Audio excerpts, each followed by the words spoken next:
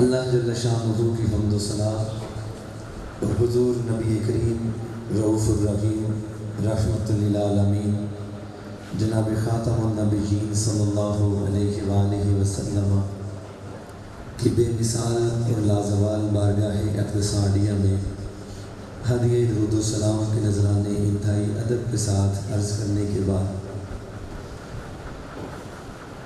آج کی اس خوبصورت محفل پاک میں انتہائی واجب الاحترام جناب حضرت علامہ مولانا شیخ القرآن قاری محمد عبد الرحمن جلالی صدر انجمن جلالیہ ضلع گجرات پیر طریقت راہبر شریعت آل رسول اولاد بطول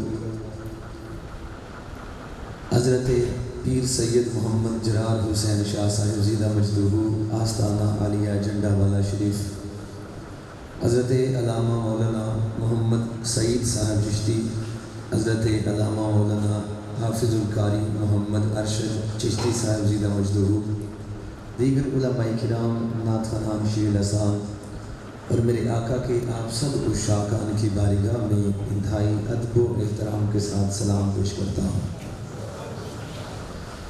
میرے بعد خصوصی خطاب ہوگا تو میں صرف اپنی حاضری پیش کرنا چاہوں گا۔ انتہائی اوائل میں انتہائی ابتدا میں اہلیان حقلہ کو خصوصاً جو حقلہ کے بزرگ ہیں میں ان کو مبارکباد پیش کرتا ہوں۔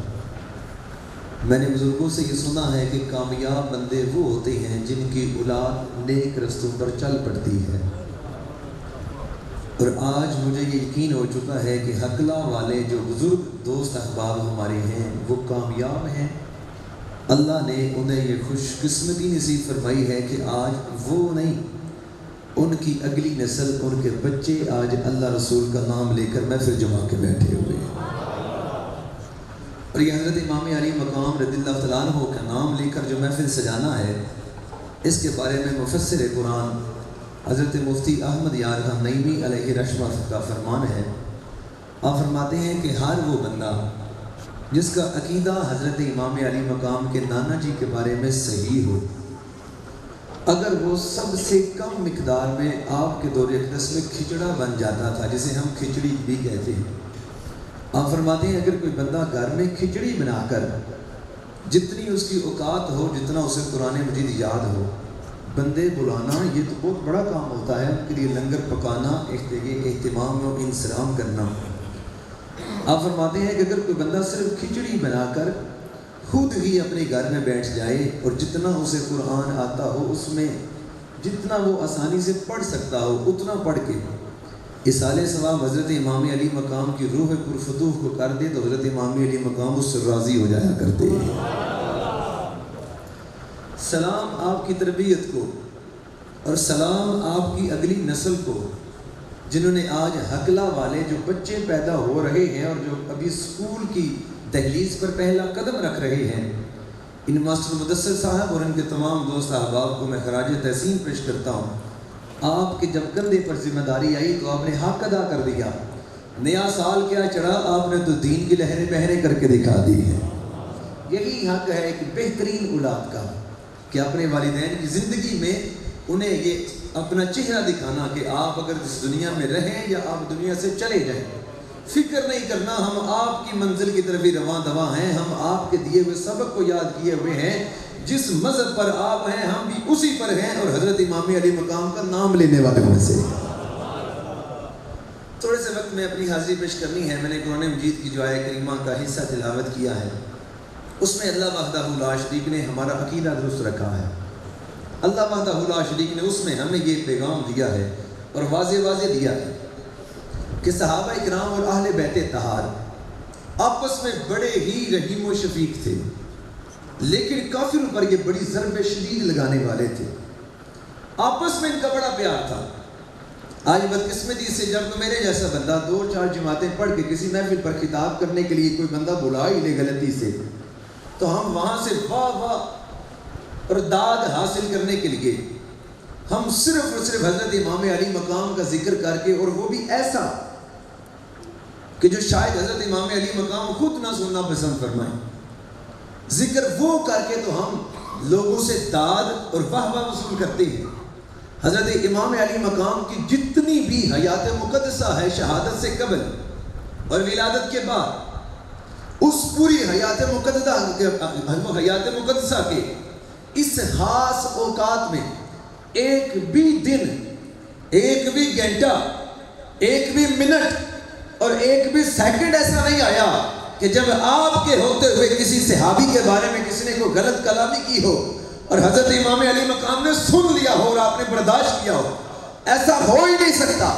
اس لیے اگر میں ہوئی کام سا بندہ اور انتہائی گناہگار سا بندہ، میرے باپ کے دوستوں کے بارے میں اگر کوئی بندہ غلط بات کرے اور ان میں وہ غلط بات ہو، تو میں اپنے خاندان کی وجہ سے، اپنی تربیت کی وجہ سے کبھی برداشت نہیں کروں گا کہ میرے باپ کے سنگی کے بارے میں کوئی بندہ عیب بیان کرے.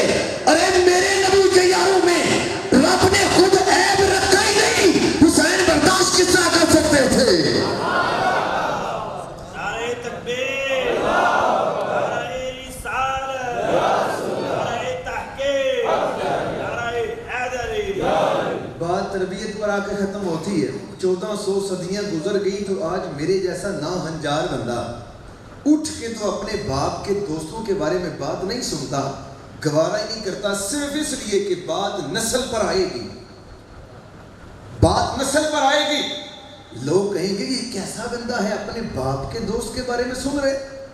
ارے وہ ایبی ہوگا، پاپی ہوگا. اگر اس کے باپ نے اسے کسی وجہ سے اپنی آستانے پہ، اپنی خانقاہ پہ اسے اگر بٹھائے رکھا، تو بیٹا اگر ظرف والا ہوتا اسے بھی اپنی چادر میں چھپائے رکھتا. بات خاندانوں پہ آتی ہے. عیب دار سنگی اگر باپ کا ہو تو بیٹا نسلی ہو، اصلی ہو، برداشت نہیں کرتا. امام علی مقام وہ ہیں جن کی تربیت ہم جیسے لوگوں کی طرح نہیں ہوئی، جن کی تربیت کونین کے والی آقا اگر اشارہ کرے چاند 2 ٹکڑے، اشارہ کرے ٹوٹا ہوا چاند جڑ جائے، اگر اشارہ فرمائے سورج الٹے قدموں لوٹ آئے، اگر میرے آقا توجہ فرمائے پتھروں کو زبانیں مل جائے. وہ زبان حضرت امام علی مقام چوس کے تربیت حاصل کرتے رہے. کیسے ہو سکتا ہے امام علی مقام لاجپال نہ ہو؟ سوچ کس طرح لیا کہ کسی نے امام علی مقام کا نام لے کر انہی کے گھرانے کے ٹکڑے کھانے والے لوگوں کے بارے میں کوئی بندہ عیب جو ہی بیان کرے؟ وہ کیسے سکتا ہے؟ آج کل عام دنیا دار اگر یہ برداشت نہیں کرتا تو پوری دنیا کو دینے والے تو حسین ہیں. کس طرح صحابہ کے بارے میں برداشت کر سکتے تھے؟ سنیے ان کی محبت. وقت زیادہ نہیں لینا چاہتا، ہم خصوصی خطاب انشاءاللہ ملاحظہ کریں گے. میں تو بس بھائی مدثر کی محبت اور ان کے دوستوں کی یہ حکم کی وجہ سے یہاں صرف آپ کے سامنے ہوا ہوں، اور بیٹھنا بھی نہیں چاہتا تھا کیونکہ شاہ صاحب کے میں انتہائی دل کی اتھاہ گہرائیوں سے ادب کرتا ہوں، اور ان کا ادب مجھے میرے ماں باپ نے سکھایا ہوا ہے. ان کا ادب مجھ پر 2 طرح سے واجب ہے، ایک میرا اپنی طرف سے بھی اور ایک میرے ماں باپ کے حکم کی طرف سے بھی. لہٰذا ان کے حکم کی وجہ سے میں بیٹھا ہوں. تو سنیے، حضرت ابوبکر صدیق رضی اللہ تعالیٰ عنہ کا دور اقدس آیا. صحابہ و اہل بیت اطہار نے آپ کو خلیفہ منتخب کر لیا. خلیفہ منتخب کرنے کے بعد باغ فدق والا جو معاملہ آیا، حضرت ابوبکر صدیق رضی اللہ تعالیٰ عنہ نے جب سرکار کی دی ہوئی تعلیم کے مطابق حدیث پاک عرض کر دی کہ حضور یہ جو جتنے بھی انبیاء ہیں ان کا ترکہ بیت المال میں، سرکاری مال میں جمع ہوتا ہے، نبیوں کا ترکہ فانی نہیں ہوتا. باغ ختم ہو جانے والی چیز ہے، جائیداد فروخت ہو جانے والی چیز ہے، چوری نہیں ہو سکتی. جو انبیاء کا ترکہ ہے وہ لوٹ نہیں سکتا، چوری نہیں کیا جا سکتا. جیسا بندہ ویسی اس کی جائیداد، ویسی اس کی پہچان. جیسا درخت، اگر درخت کو کسی نے دیکھنا ہو تو اس کے پھل کی وجہ سے اس کی اہمیت کا اضافہ ہوتا ہے. پتہ چلتا ہے کہ یہ درخت کیسا ہے، اس کا پھل کیسا ہے. اگر کوئی بادام کا درخت ایک سرے عام راہے جو کسی چراہے پر لگا ہو، اس کے اوپر بادام بھی لگے ہوئے ہوں، لوگ بھی گزر رہے ہوں، تو ہمارے دانشور حضرات مفکرین یہ فرماتے ہیں تو وہ بادام چکھنے کی ضرورت نہیں، کڑوے ہوں گے. اس لیے کہ میٹھا پھل لوگ رہنے نہیں دیتے، جس منہ میں لے آتے ہیں اس کی مٹھاس اور کڑواہٹ کا دور سے اندازہ کیا جا سکتا ہے. تو سنو، جیسی ہستی ویسے اس کی آگے نسبت والی چیزیں. فرمایا حضرت ابوبکر صدیق نے کہ یہ جو باغ والا معاملہ ہے، ہمیں آقا نے فرمایا کہ نبی کی شان یہ ہے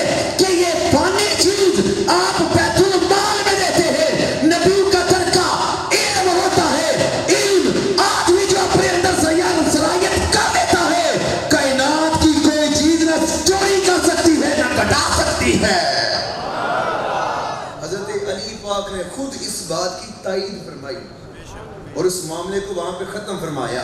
حضرت امام علی مقام کے ساتھ حضرت ابوبکر صدیق کی محبت کس قدر تھی۔ ایک دفعہ حضرت علی رضی اللہ تعالیٰ عنہ شیر خدا اور حضرت ابوبکر صدیق رضی اللہ تعالیٰ عنہ دونوں تشریف لا رہے ہیں بارگاہ مصطفی میں، تو راستے میں دیکھا کہ حضرت امام علی مقام کھیل رہے ہیں۔ حضرت ابوبکر صدیق رضی اللہ تعالیٰ عنہ نے آگے بڑھ کر حضرت امام علی مقام کو اٹھا لیا، اٹھا کے اپنے بازو میں جب لے کے تو آپ نے بوسہ بھی دیا، بوسہ دے کر محبت بھی کی۔ محبت کرنے کے بعد فرمایا اے نواسہ رسول تو اپنے باپ پر نہیں گیا۔ حضرت علی نے بڑا تجسس سے دیکھا یہ کیا کہہ رہے ہیں، جب آپ نے پھر فرمایا کہ اے نواسہ رسول تو اپنے باپ پہ نہیں گیا بلکہ نانا پہ گیا ہے۔ حضرت علی شیر خدا نے جب یہ پورا جملہ سنا حضرت علی زیادہ مسکرائے، یہاں تک کہ آپ کی داڑھی مبارک نظر آنا شروع ہو گئی۔ کبھی علی اس طرح نہیں مسکرائے تھے، لیکن ابو بکر کا یہ جملہ کہ تو علی پہ نہیں گیا علی کے آقا پہ گیا، اور ایک کوئی مجھے کہے کہ اے غازی ثاقب شکیل کے بیٹے باپ پہ نہیں گیا بلکہ اس کے پیر و مرشد پہ گیا ہے، خدا کی قسم میرے زمین پر پاؤں نہ لگے گے، اولاد میری میرے شیخ پہ چلی گئی۔ علی اس سے بھی زیادہ لذت آشنا ہوئے۔ آپ نے مسکرا کے کہا اے ابو بکر کمال کر دیا، بیٹا باپ پہ تو ہر کوئی چلا جاتا ہے، باپ کے پیر و مرشد پہ بندہ نصیب کے ساتھ ہی جاتا ہے۔ نعرہ تکبیر، نعرہ رسالت، نعرہ تحقیق، نعرہ حیدری۔ علی دیکھیں حضرت عمر فاروق رضی اللہ تعالیٰ عنہ آپ کا چند دن 2 دن پہلے ان کا یوم گزرا ہے، ان کا ذکر نہ کیا جائے تو میں سمجھتا ہوں کہ انصاف نہیں ہوگا۔ ہم ان لوگوں میں سے نہیں ہیں جو آدھوں کا نام لے کر راضی کریں اور آدھے لوگوں کو چھوڑ دیں۔ حضرت عمر فاروق رضی اللہ تعالیٰ عنہ آپ کے بارے میں مختصر سے یہ عرض کرتا چلوں گا، آپ کے حضرت امام علی مقام سے محبت اور مودت کس طرح کی تھی۔ حضرت عبداللہ رضی اللہ تعالیٰ عنہ بن عمر بڑا پیار ہوتا ہے اپنے بیٹے سے، بڑا ہی پیار ہوتا ہے۔ کہا جاتا ہے کتابوں میں بھی ہے حضرت عبداللہ بن عمر رضی اللہ تعالیٰ عنہ اور حضرت امام علی مقام اکٹھے کھیلا کرتے تھے۔ ان دونوں تقریباً ہم عمر تھے، درجے میں تو بڑا فرق تھا، ہم عمر تھے، اکٹھے کھیلا کرتے تھے۔ ایک دفعہ حضرت عبداللہ بن عمر نے آ کر عرض کی ابا جان مجھے یہ بتائیے آپ حضرت امام حسین رضی اللہ تعالیٰ عنہ کے ساتھ رویہ ایسا رکھتے ہیں، ہمیں محسوس ہوتا ہے کہ آپ کو ہمارے ساتھ پیار ہی کوئی نہیں، اور آپ کو سارا پیار صرف امام علی مقام سے ہے۔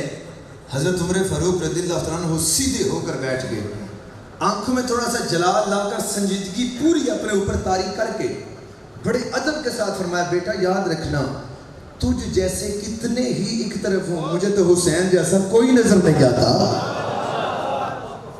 ہم کس طرح تبرہ کریں صحابہ پر، ہم کیوں ان صحابہ کی بے ادبی کریں جنہیں سرکار نے یار بنایا۔ یا تو کہیں کہ سرکار کو کل کا علم نہیں تھا، پھر اس بندے کو پاس بٹھا کے اس کو آدھی دنیا کا مالک بنایا، پھر اس بندے کو اللہ سے مانگا جب 33 مرد مسلمان ہوئے اور 6 عورتیں۔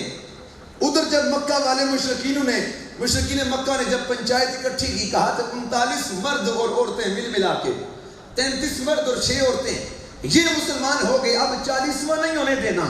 تو وہاں دنیا جہان کا سب سے بڑا بزدل مکار فراڈیا، وہ بندہ جو پیچھے بیٹھ کر شیطان پنے کرنے والا، ہر پرنٹ میں چیک ہوتا ہے، جو حضرت امام علی مقام کی محفل نہیں ہونے دیتا، وہ بھی ادھر مشرکین مکہ میں ایک بیٹھا پیچھے پوری کائنات سے کا سب سے بڑا فراڈیا۔ اس نے کہا دیکھو ہم کتنی دیر مسلمانوں کو روکیں گے کہ یہ ہو گیا وہ مسلمان ہو گیا وہ ہو گیا، آج کوئی ایسا چاہیے جو مسلمانوں کے آقا کو معاذ اللہ شہید کرے۔ اپنے ہاتھ میں بھی تلوار تھی، اپنے بھی بیٹے جوان تھے، خود بھی برادری والا تھا، اپنے بھی ہاتھ بڑے لمبے تھے، بڑا پروٹوکول سردار تھا، لیکن ایک چیز پاس نہیں تھی، وہ تھی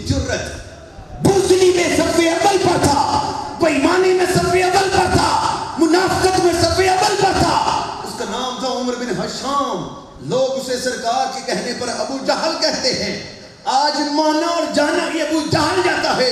اس نے کہا کون ہے جو آج روڑائی مکائے اور مسلمانوں کے نبی کو شہید کر دے تاکہ نہ بجے بانس، نہ رہے بانس، نہ بجے بانسری، کام ہی ختم کیا جائے۔ سارے مشرکین مکہ، سرداران مکہ ایک دوسرے کا بوتھا دیکھتے رہے کون ہے جو اللہ کے حبیب کے بارے میں اس طرح کی سوچ رکھے۔ کوئی ان میں سے دل والا نہیں تھا، ایک تھا، اس کا نام تھا عمر بن خطاب۔ اس کے پاس نہیں تھی تو بوسلی نہیں تھی، باقی سب کچھ تھا، برادری تھی، سرداری تھی، دولت تھی، ہر چیز تھی، تلوار تھی، طاقت تھی، شباب تھا، آنکھوں میں ڈالنے کے لیے تھی، سب کچھ تھا، نہیں تھی تو بزدلی۔ اس نے جب دیکھا کہ کوئی بھی سردار کھڑا نہیں ہو رہا، اسے اس کی غیرت میں تھوڑا جوش آیا۔ اس نے کہا پھر یہ کام اگر اتنا مشکل ہے تو عمر بن خطاب کرے گا۔